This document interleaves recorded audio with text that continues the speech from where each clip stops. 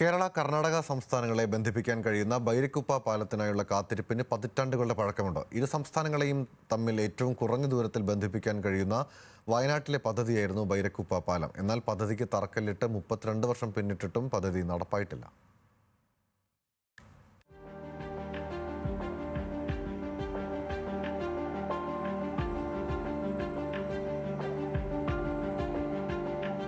ആയിരത്തി 1994 അന്നത്തെ മുഖ്യമന്ത്രിയായിരുന്ന കെ കരുണാകരനാണ് ബൈരക്കുപ്പ പാലത്തിന് തറക്കല്ലിടുന്നത്. എന്നാൽ 3 പതിറ്റാണ്ടിനപ്പുറം കല്ല് മാത്രം ബാക്കി.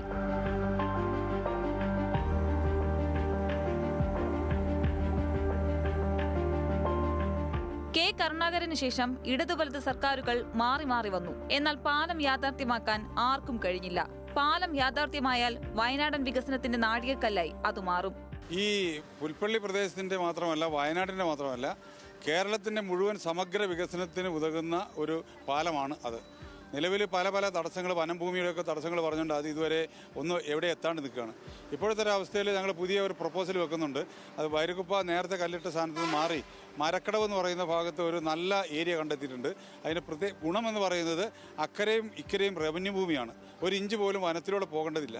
മൈസൂർ ബംഗളൂരു നഗരത്തിലേക്കുള്ള ഗതാഗതം എളുപ്പമാക്കുന്ന ബൈരക്കുപ്പ പാലം പദ്ധതി സുൽത്താൻ ബത്തേരി MLA IC ബാലകൃഷ്ണന്റെ പ്രധാനപ്പെട്ട തെരഞ്ഞെടുപ്പ് വാഗ്ദാനങ്ങളിൽ ഒന്നുകൂടിയാണ്.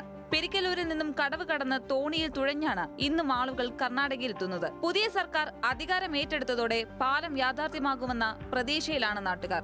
ന്യൂസ് മലയാളം, വയനാട്.